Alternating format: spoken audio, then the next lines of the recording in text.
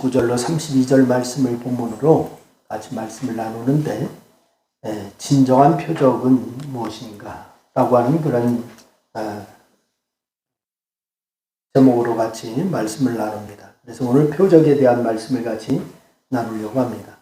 여러분, 뭔가 보면 깨닫는 것이 있어야 됩니다. 보고서도 아무 감동이 없고 깨닫는 것도 없고 그러면은 안 됩니다. 그래야 사람이 성장할 수가 있거든요. 뭔가 보면 깨닫는다. 그런데 보여주고 알려주고 가르쳐도 깨닫지 못하면 그 사람은 성장하지 못합니다. 더 나은 모습으로 자라가지를 못하는 거죠. 그런데 어떤 사람은 가르쳐주지 않아도 깨닫는 사람이 있어요. 그래서 굳이 알려주지 않아도 스스로 배우려고 하고 그렇게 깨닫는 사람이 있습니다. 그런 사람은 성장하는 거죠. 그리고 그런 사람을 보면은 가르치고 싶고 뭔가 하나라도 더 알려주고 싶은 생각이 드는 것이 사람들의 마음입니다. 이것은 신앙도 마찬가지입니다. 여러분, 어떤 사람은 어려서부터 교회에 다녀도 항상 그 상태에 머물러 있는 사람이 있습니다. 모태신앙이다. 그러니까 모태라고 하면 모태 그래서 모태신앙이다 이렇게 얘기하는 사람도 있더만, 그러나 어려서부터 교회를 다녀도 항상 그 자리에 머물러 있는 사람도 있어요. 근데 어떤 사람은 말씀을 깨달아서 하나님의 사람으로 성장하는 사람이 있습니다. 이것은 말씀을 들을 때마다 깨달으려고 노력했기 때문에 그렇게 되는 거죠. 그러면 하나님을 더욱 깊이 알아가고 믿음이 자라가고 하나님의 사람으로 더 크게 쓰임받게 되는 그러한 역사가 있게 됩니다. 오늘 본문 말씀에 보면 표적에 대한 말씀이 나오는데, 이 표적이라고 하는 것도 여러분 마찬가지입니다. 표적은 뭔가를 드러내는 그런 의미를 갖고 있는 거죠. 뭔가를 드러낸다. 여러분, 그렇다면 그 표적을 통하여서 하나님께서 드러내고자 하시는 것이 무엇인가, 이걸 우리가 알아야 됩니다. 이것을 알지 못하고 기적만 쫓아다니고 뭔가를 얻기를 바란다면 그런 모습으로는 절대로 믿음이 자랄 수가 없어요. 그래서 하나님께서 원하시는 일을 할 수가 없게 되는 거지. 그래서 표적만 쫓는다. 이거 안 되는 거예요. 여러분, 오늘 29절로부터 30절 말씀에는 표적이라고 하는 말이 무려 몇 번이나 나오냐면 4번이나 나오고 있습니다. 반복해서 나오죠. 그래서 이렇게 여러 번 반복해졌다라고 하는 것은 표적이 무엇인지를 강조하기 위한 그런 것입니다. 표적이 뭐냐라고 하는 거예요. 여러분, 성경을 보면은 표적, 기적, 이적, 기사 뭐 이런 등등의 표현이 나옵니다. 그런데 이 표적이 무엇인가를 설명하기 위해서는 먼저 이런 단어의 의미가 무엇인지 우리가 정리할 필요가 있습니다. 이런 단어의 의미, 우리가 성경을 읽다 보면은 인간의 능력을 초월하는 아주 놀라운 일들을 우리가 볼 수가 있습니다. 예를 들어서 치료할 수 없는 병을 고치거나 죽은 사람을 살리는 일, 혹은 물 위를 걸으시는 일, 뭐 이런 것이 나옵니다. 또 물이 포도주가 하는 일, 포도주가 되어 변화했다는 일, 이 초자연적인 현상들이 성경에 많이 나오고 있습니다. 이런 현상을 성경에서는 뭐라고 하냐, 이적이나 기사 혹은 기적이다 이렇게 표현을 해요. 이적, 기사, 또한 기적 뭐 이렇게 표현을 하는데, 그래서 제가 이것을 이해하기 위해서 영어 성경에 보니까 이적과 기사를 원더라고 이런 단어를 썼어요. 근데 이게 뭐냐면은 이상하다, 경이롭다 이런 뜻이 있죠. 원더. 그런데 기적을 뭐라고 했냐? 미라클이라고 나와 있습니다. 이 미라클이라고 하는 단어로 기적, 뭐 놀라운 뭐 이런 뜻이 있잖아요.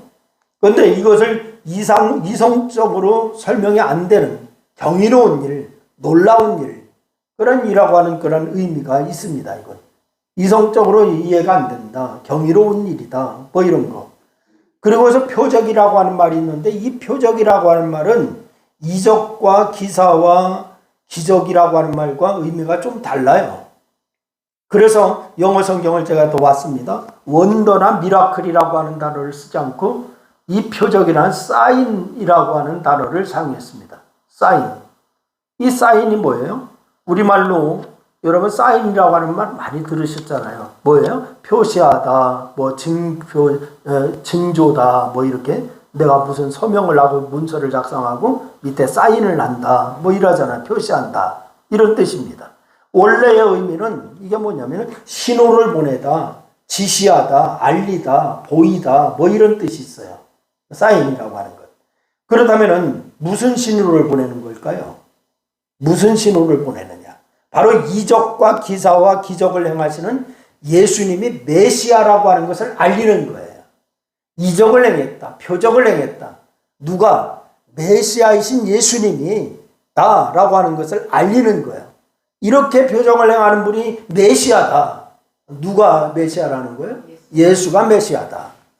그러니까 예수님이 행하신 놀라운 일들을 보면은 사람으로서는 알 수 없는 일, 병 고치는 일, 죽은 사람을 살리는 일, 물 위를 걸으시는 일, 물이 포도주가 되게 하는 일, 뭐 초자연적인 기적과 사람으로서는 일으킬 수 없는 바다를 잔잔케 하는 일, 뭐 등등. 이런 일을 초자연적인 일로 나눌 수가 있잖아요. 그런데 예수님께서 행하신 이런 모두의 사건, 모두가 예수님의 메시아다라고 하는 것을 보여주는 사인이라고 하는 거예요. 이 표적이에요. 즉 표적이라고 하는 것입니다. 여러분, 그런데 사람들은 예수님이 메시아다 이것을 보지 않고 보리떡 2개, 5개와 물고기 2마리로 5,000명을 먹었다 그러니까 아, 저분이면 우리는 충분히 편안하게 살 수 있겠다 이것만 생각하는 거죠. 그런데 예수님 당시나 지금이나 이 사람들은 기적이나 이적을 통해서 예수님이 하나님의 아들이심을 보려고 하지를 않아요. 표적을 통해서, 이적을 통해서 예수님이 하나님의 아들이시다, 메시아다 이걸 보려고 하지 않아요. 어디에만 기적에 관심이 있어요? 기적에만 관심이 있어요. 표적에만 관심이 있어요. 예를 들면은 떡 5개와 물고기 2마리로 5,000명을 먹이신 사건을 통해서 아, 이분이 하나님의 아들이구나, 이러니 이분을 믿어야겠다 이렇게 하는 사람이 극소수였어요. 이분이 보리떡 5개와 물고기 2마리로 이렇게 많은 사람을 먹이니까 이분이면은 충분히 우리는 편하게 살 수 있겠다.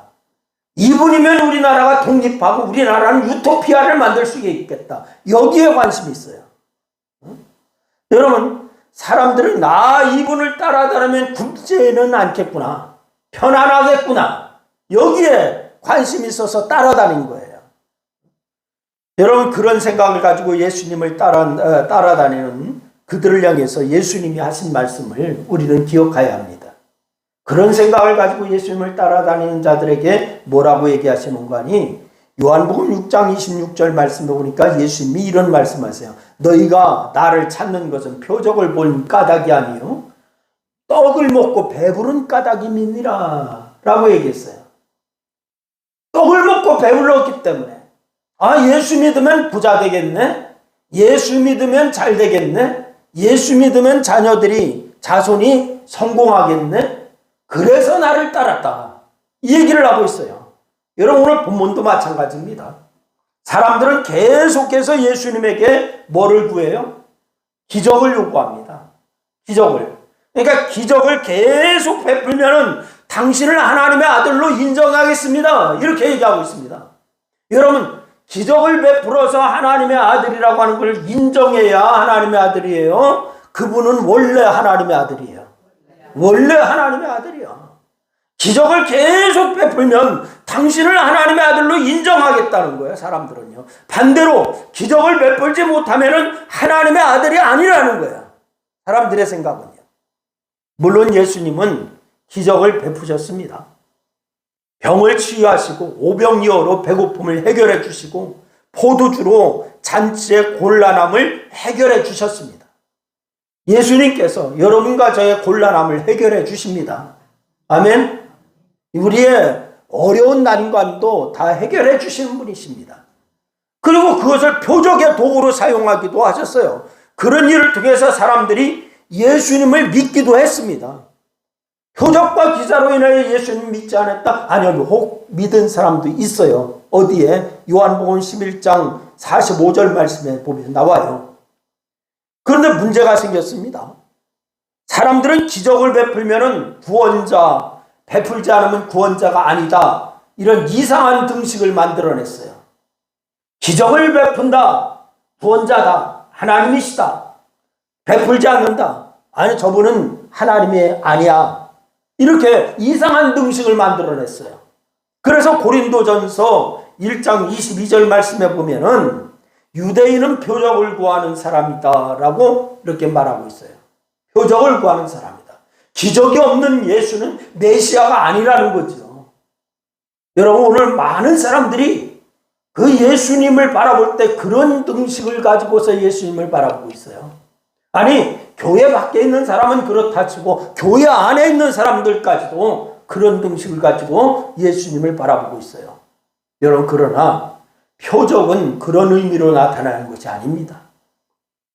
예수님은 백성들을 사랑하셔서 기적을 나타냈을 때도 있었지만은 당신께서 메시아라고 하는 것을 일부러 드러내기 위해서 기적을 나타내실 때가 있었어요, 없었어요? 있었어요. 그것을 표적이라고 하는 거예요. 내가 메시아다라고 하는 것을 기적을 통하여서 나타나는 거, 보여주려고 하는 거, 이걸 표적이라고 얘기하는 거예요. 여러분, 성경에서 예수님께서 메시아라고 하는 사실을 가장 확실하게 나타내는 표적이 있습니다. 내가 메시아다, 이걸 가장 확실하게 나타난 표적, 그게 뭐냐? 저는 진정한 표적은 어디에서 나타났을까요? 십자가에서 나타났어요. 어디에서 나타났다고요?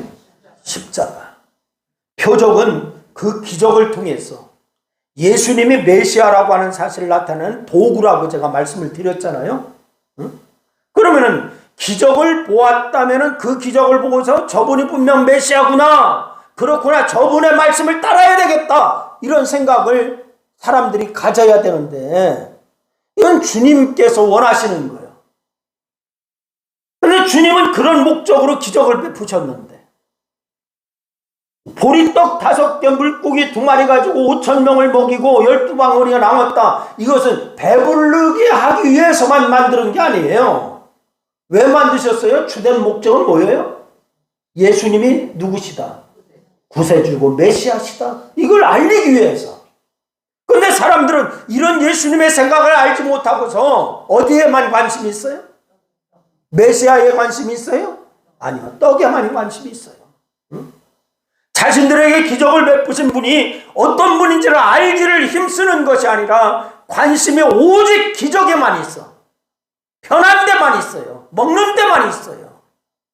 그래서 계속해서 기적만을 보이기를 원하고 있어요. 사람들의 관심은.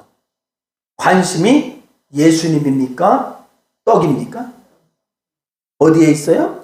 떡에 있어요. 여러분, 기적에만 집중합니다. 기적만 구합니다. 이 기적을 통해서 자기의 유익을 구합니다.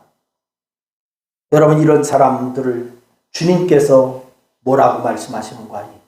29절로 30절 말씀을 보니까 이 말씀을 하세요. 29절로 30절 말씀을 보니까 이 세대는 악한 세대라. 뭐를 구하나? 표적을 구하나. 요나의 표적밖에는 보일 표적이 없나니. 요나가 니느웨 사람에게 뭐라 그래요? 표적이 됨과 같이 인자도 이 세대에 어떻게 하리라? 그러하리라. 이렇게 말씀을 하신다고요. 여러분, 계속 표적을 구하는 사람들에게 예수님께서 보여줄 표적은 요나의 표적밖에 없다, 이렇게 말씀하셨어요. 그럼 요나의 표적이 무엇을 말하는 걸까요? 요나의 표적, 뭘 얘기하는가?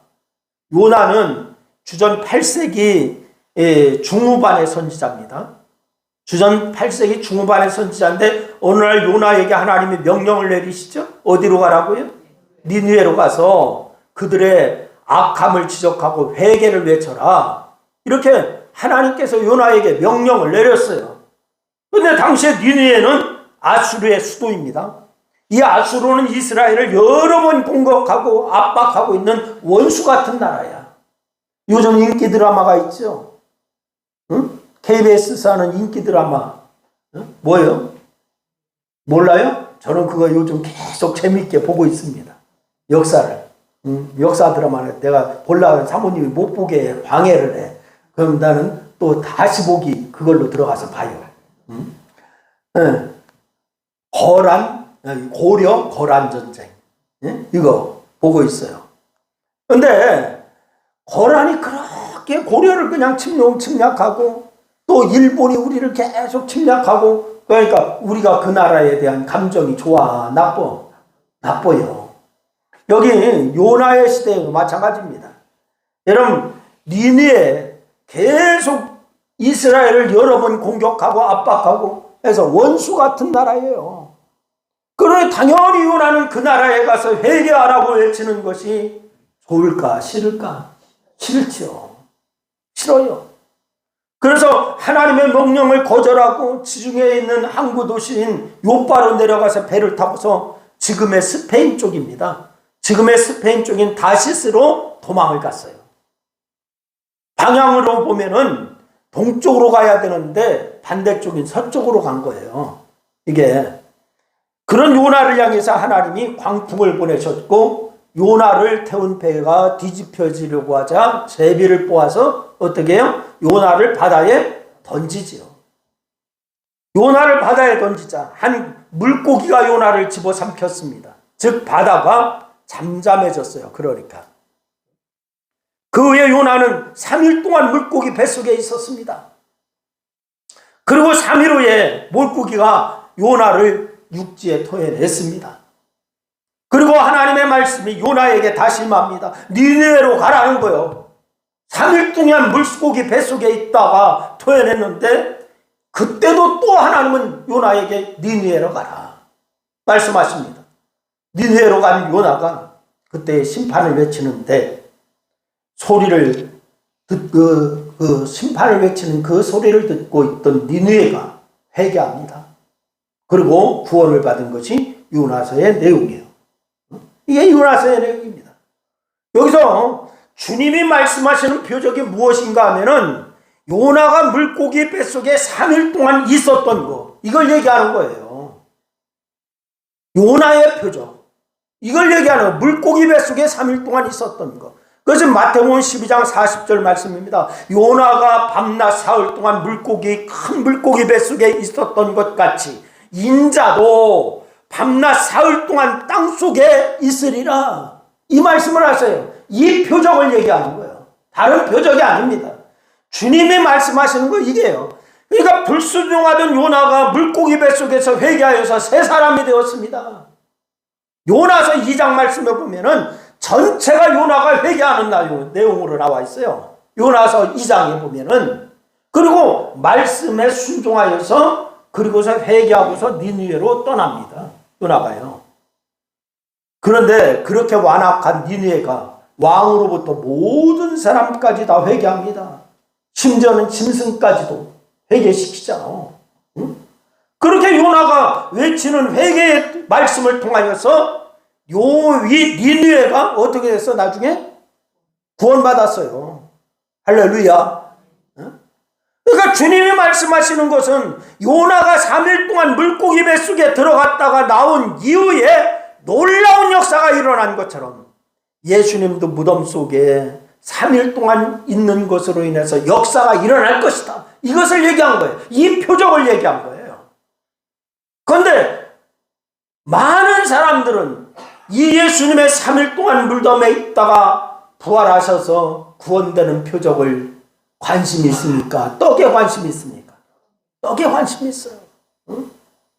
이것은 십자가를 상징적으로 표현한 것인데 예수님이 무덤 속에 들어가셨다라고 하는 것은 죽었음을 말하는 것인데 예수님은 십자가를 지시고 9시간 동안 물과 피를 다 흘리시고 죽으셨어요.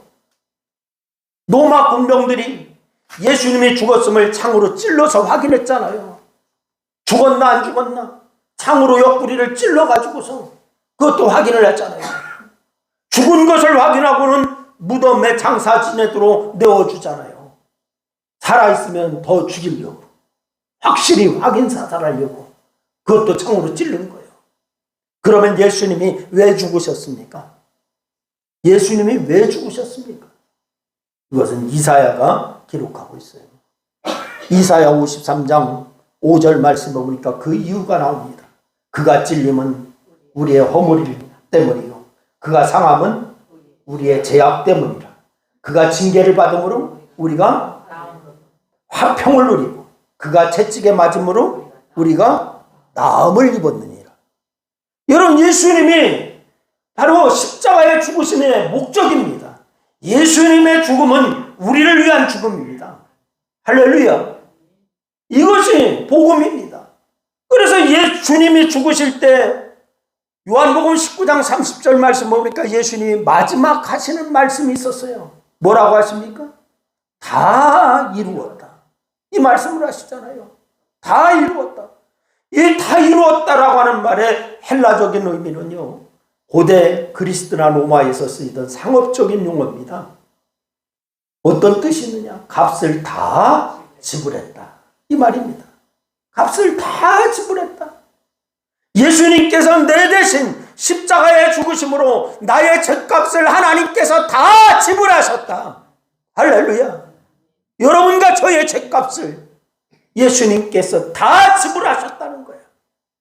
어떤 분들은 마귀에게 죗값을 지불했다라고 말하는데, 여러분, 이건 잘못된 생각이에요.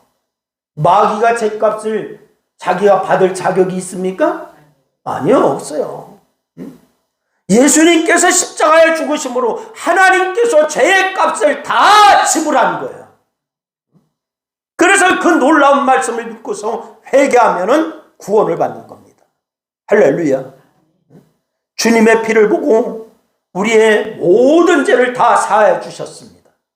주님은 이 놀라운 구원의 역사를 이루기 위해서 이 땅에 오신 것입니다. 십자가에 죽으셨고 무덤에 장사 지낸 바 되신 것입니다. 여러분, 그러기에 예수님이 하나님의 아들이요 메시아이심을 보여주는 가장 큰 표적, 무슨 표적밖에 없다? 요나의 표적밖에 없다. 이렇게 말씀하시는 거예요. 여러분, 우리 주님도 무덤에 들어가셨다는 거예요. 그래서 그렇게 하심으로 우리를 구원하신 줄로 믿으시기를 바랍니다. 우리 모두는 이 사실을 믿고 아는 사람이에요. 이 자리에 계신 여러분 다 이 사실을 믿고 알고 있어요. 그래서 구원받은 사람이에요. 그러니 내가 구원받은 것이 바로 예수님이 메시아이심을 나타내는 가장 큰 기적입니다. 표적입니다. 할렐루야. 이것을 알아야 돼요. 그런데 우리는 이 구원받은 표적, 이것에 감사하지 않냐고 떡을 구하는 그런 표적, 떡을 구하는 기적, 여기에 더 관심이 있어서는 안 되는 거예요. 여러분, 죄인인 내가 구원받은 것이 가장 큰 기적이라고 하는 거, 가장 큰 표적이라고 하는 거, 이거 믿으시길 바랍니다. 할렐루야. 그러니 여러분을 통하여서 또 다른 사람에게 구원의 능력이 되시기를 주의 이름으로 축원합니다. 주님은 이거 원하시는 거예요. 두 번째, 진정한 표적은 말씀이 진정한 표적입니다. 할렐루야. 오늘 보면 31절로 32절 말씀입니다. 우리 한번 같이 읽겠습니다. 31절로 32절 우리 다 같이 한번 읽습니다. 시작. 심판때에 남방여 왕이 일어나 이 세대 사람을 정죄하리니 이는 그가 솔로몬의 지혜로운 말을 들으려고 땅 끝에서 왔으니거니와 솔로몬보다 더 큰 이가 여기 있으며 심판때에 니느웨 사람들이 일어나 이 세대 사람을 정죄하리니 이는 그들이 요나의 전도를 듣고 회개하였으니거니와 요나보다 더 큰 이가 여기 있느니라. 할렐루야. 여러분, 그런 이 말씀이 무슨 뜻인가요? 남방 여왕이나 니느웨 사람이나 모두 말씀을 듣고 믿었다는 거예요. 믿었다 이 말이에요. 믿었다. 그들이 무슨 기적을 보고 믿은 것이 아닙니다. 기적을 보고 회개한 것이 아닙니다. 그들은 뭐를 듣고? 말씀을 듣고 믿었다. 말씀을 듣고 회개했다. 이 말입니다. 이것이 중요한 거예요. 할렐루야. 요나서 3장 4절로 6절 말씀을 보니까요, 40일이 지나면 니느웨가 무너진다. 요나를 외치는 소리를 듣고 회개했다라고 나옵니다. 40일이 지나면 니느웨가 무너진다. 이 요나가 니느웨에서 그렇게 외친 거예요. 그러니까 니느웨 사람들이 하나님을 믿고 금식을 선포하고 높고 낮은 자를 막론하고 굵은 베옷을 입고 그 일이 니느웨 왕에게 들림에 왕이 보좌에서 일어나 왕복을 벗고 굵은 베옷을 입고 제위에 앉아서 이렇게 얘기합니다. 여러분, 요나가 다니며 이런 기적을 보이면서 외친 거 이거 아니에요. 기적을 보고 외친 게 어떤 기적도 없었어요. 오직 말씀만 전했어요. 말씀만 전했는데 왕으로부터 모든 백성이 다 왕은 왕복을 벗고 굵은 베옷을 입고 제위에 앉아서 회개하기 시작했다. 말씀이 메시아심을 나타내는 가장 큰 표적인 이유가 있어요. 그 말씀이 놀라운 일을 만들어내기 때문입니다. 할렐루야. 말씀이 육신되어 우리 가운데 오신 예수님, 그 말씀이 사람들의 마음에 들리면은 기적 같은 일들이 일어나기 때문에, 할렐루야, 이 말씀이 여러분의 마음에 들리기를 바랍니다. 여러분 마음속에 심겨지기를 바랍니다. 그러면 이 말씀이 심겨지면 기적 같은 일들이 일어날 줄로 믿으시기를 바랍니다. 여러분, 한 예를 들어볼까요? 일본 가나현에 자마라고 하는 작은 도시가 있습니다. 근데 그곳에 성결교회에 미야다 요시오라고 하는 분이 계신데, 이분은 자마시의 상공회의소 부회장이고 목재상을 경영하는 분이에요. 사업가입니다. 근데 이분이 취업이 어려운 장애인들을 여러 명 채용했다고 칭송이 자자해. 취업이 어려워하는 장애인들 다 취업해서 취직시켜주고 일을 시키고 봉급 주고 이래요. 그래서 그에 관한 이야기가 신문까지 나게 되었습니다. 그러자 편지 한 통이 이분에게 도착합니다. 내용이 뭐냐? 나는 반평생 형무소에서 살아온 전과 21범입니다. 이번에 출소하면 나 같은 사람도 채용해 주겠습니까? 라고 하는 그런 편지가 이분에게 도착을 했어요. 가족이 모여서 상의를 합니다. 상의를 하는데 일단 상의를 하니까 반대도 있고 찬성도 있고 막 이러는데 고민도 해보자라고 하는 의견이 분분해요. 그래가지고 일단 찾아가 보기로 했습니다. 형무소에 연애를. 먼저 교도소 소장을 만났더니 교도소 소장이 고개를 옆으로 막 흔듭니다. 안 된다는 거야. 사흘이면 또 들어온다는 거예요. 출소했다가 사흘이면 다시 교도소에 들어오고 계속 절도범으로 그렇게 들어온다는 거예요. 그러니 보장할 수가 없다. 취직을 안 시키면 좋겠다. 이런 얘기했어요. 그래도 이 미야다 씨가 그 사람을 직접 만나보기로 했습니다. 출소하면 채용하겠다는 약속까지 했습니다. 만나고.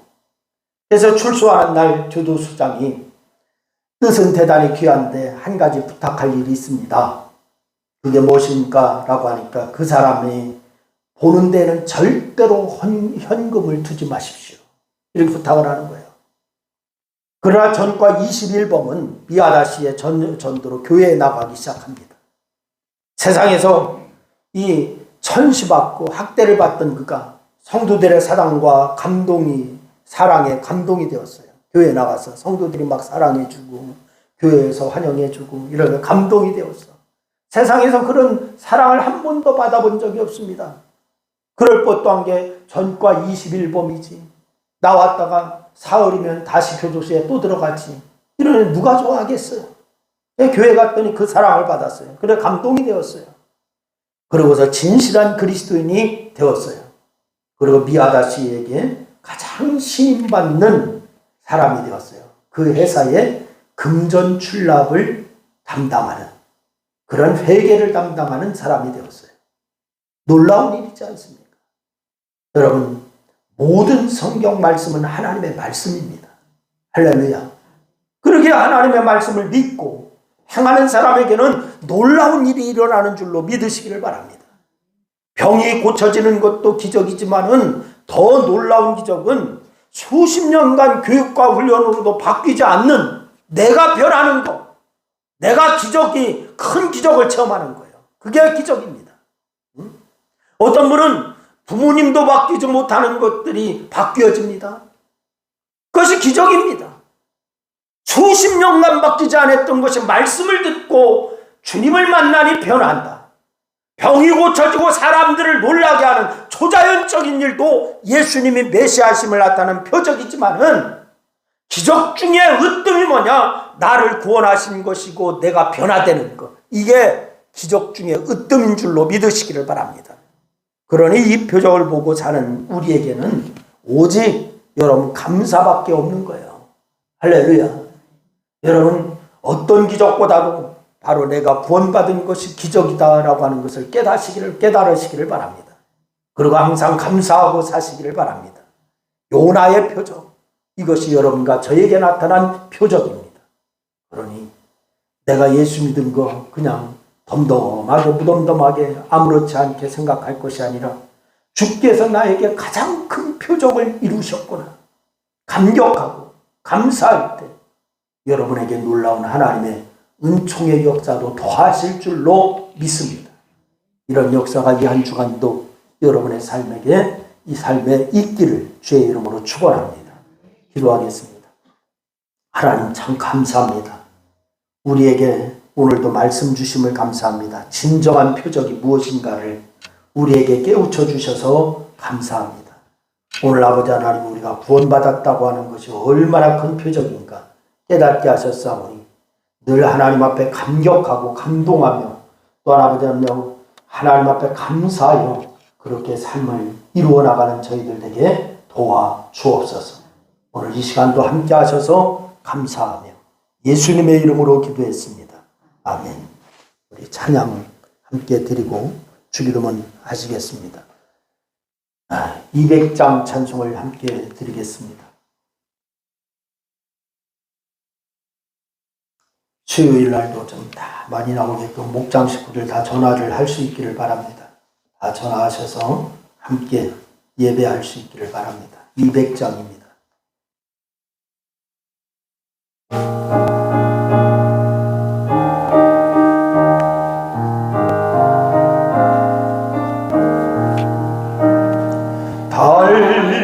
달보면 그 말씀 생명의 말씀은 귀한 그 말씀 진실로 생명의 말씀은 나의 길과 미래를 밝게 보여주니 아름답고 귀한 말씀 생명샘이로다.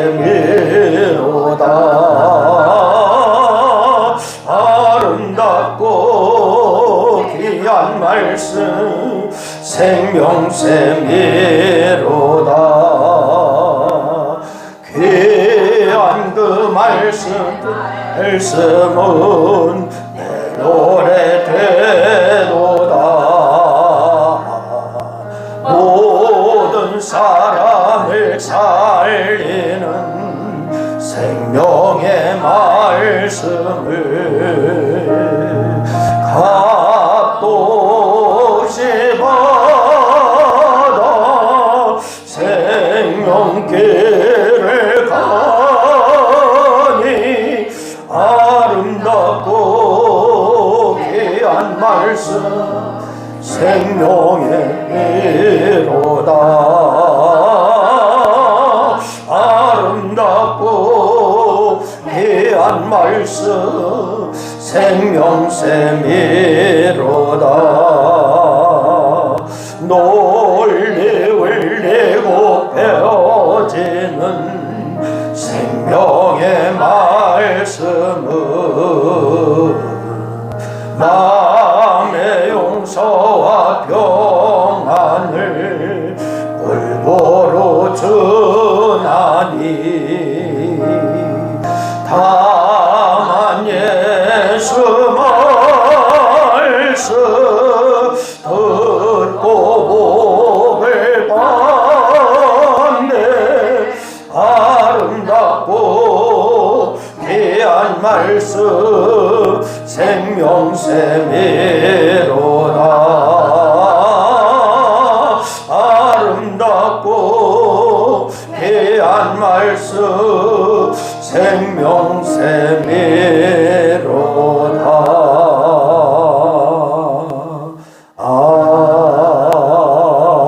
아멘.